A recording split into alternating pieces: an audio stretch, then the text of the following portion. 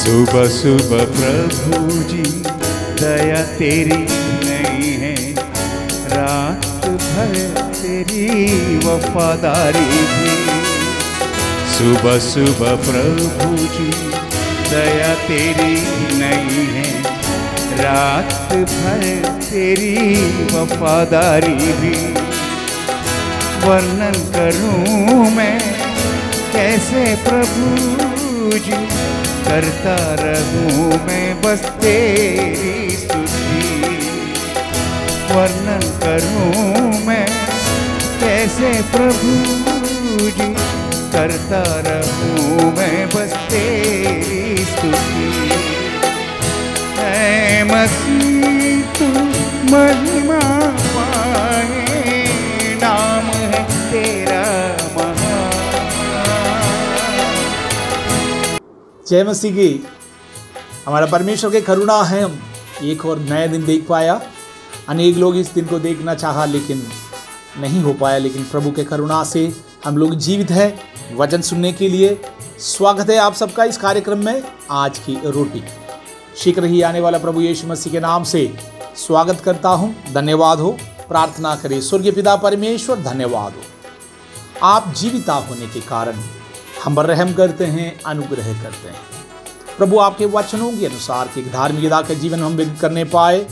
हमारे समसृष्टियों के लिए धन्यवाद, जो बीमारियों में है, अशांतियों में है प्रभु, जिसके परिवार टूटने पर हैं। हम विशेष करके आज के दिन प्रार्थना करते परमेश्वर, एक भी परिवार टूटने ना पाए। शैतान के युक्ति के अनुसार चलने वाले प्रत्येक लोगों के हृदय में प्रभु जी हालेलुया बदलाव आए, एक दूसरे से प्रेम करने पाए। अनेक बच्चे प्रभु अनाथ हो रहा है, मनुष्य स्वयं से ही होते जा रहे हैं। कृपा करे, मन फिराव कराए परमेश्वर। हमारे देश के लिए मध्यस्थता करते हैं, हमारे देश के प्रत्येक अधिकारियों के लिए मध्यस्थता करते हैं। हमसे बातचीत कर यीशु मसीह के नाम से आप। आज के मनन के लिए हम प्रभु के पवित्र वचन से एक पद पढ़ेंगे। नीति वचन 29वीं अध्याय के 25वीं वाक्य। मनुष्य का भय खाना फंदा हो जाता है, परंतु जो यहोवा पर भरोसा रखता है वह ऊंचे स्थान पर चढ़ाया जाता है। अनेक लोग अपने आत्मिक जीवन ठीक प्रकार नहीं चला पाते हैं मानुषीय डर के कारण। राजा सुलेमान नीति वचन में इस प्रकार कहता है, लेकिन प्रभु के वचन में अनेकों दृष्टांत है मानुषीय भय के कारण गड़बड़ी में फंसे हुए लोग, गलत काम में फंसकर प्रभु के महिमा से गिरे हुए बहुतों के बारे में वचन में लिखा है। सबसे प्रथम हम देखते हैं अब्राहम विश्वासियों के लिए पिता है, लेकिन उनके जीवन में भी ऐसा एक समय आ गया अबीमेलेक नाम के राजा के भय के कारण, क्योंकि वहां के लोगों के स्वभाव और जीवन अनुचित जीवन होने के कारण अब्राहम मानुषीय भय के कारण अपने पत्नी के विषय में इस प्रकार कहे कि वो मेरा बहन है, जबकि वो आधा सत्य हैं।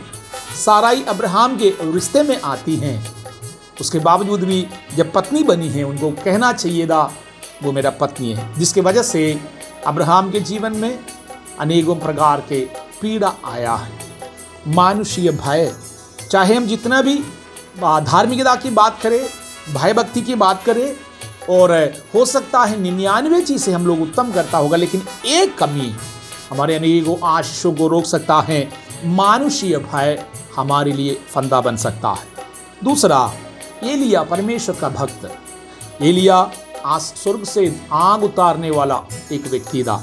प्रभु के आत्मा के अभिषेक से भरे हुए कई लोगों में से एक मुख्य व्यक्ति के रूप में एलिया के जीवन रहा, लेकिन उस समय के रानी महारानी इजबेल के कारण वो अपने प्राण बचाते हुए भाग रहा है और मरना पसंद कर रहा है। मानुषीय भय, अगर परमेश्वर ने आपको चुना है, आपको मनुष्यों का भय खाने की जरूरत नहीं है।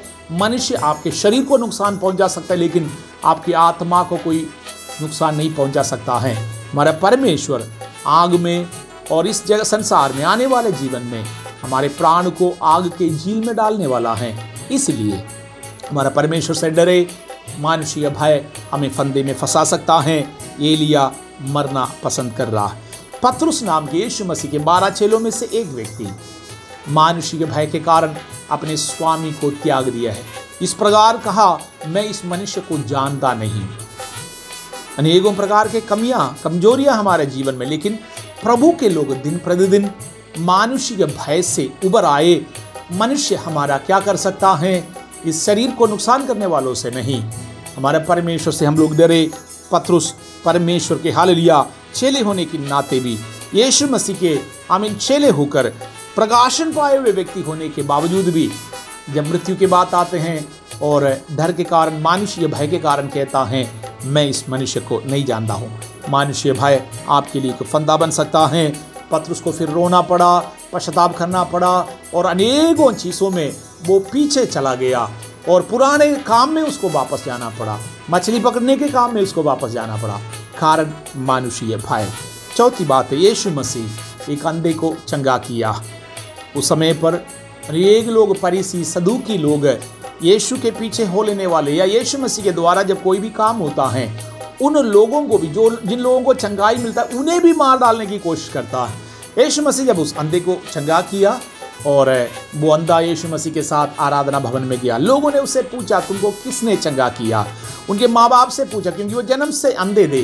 माँ बाप इस प्रकार कह रहा है, वो बड़ा लड़का है, उनसे पूछो, वो खुद ही बताएगा।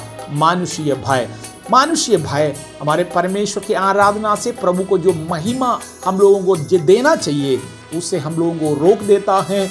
मानुषीय भय अनेकों के लिए एक फंदा बन जाते हैं। प्रभु के वचन में इस प्रकार लिखा है, राजा सोल लोगों से डरता था, इसलिए परमेश्वर के अनाज्ञाकारिता के काम किया। प्रभु जो काम करता है, प्रभु जब कहता है कोई काम करने के लिए, उसको नहीं करते हुए मनुष्यों के डर से वो अनाज्ञाकारिता के काम करते हैं। बाद में हम देखते हैं सामुएल भविष्यवक्ता साउल से इस प्रकार कहता है, परमेश्वर के भय मानना बलि चढ़ाने से भी उत्तम है। हमारा परमेश्वर हमारे आराधना से पहले उनकी बात मानते हैं, आज्ञाकारी रहते हैं, इसका बात को भी देखते हैं। राजा सोल मानुषीय भय के कारण राजगद्दी से निकाला गया।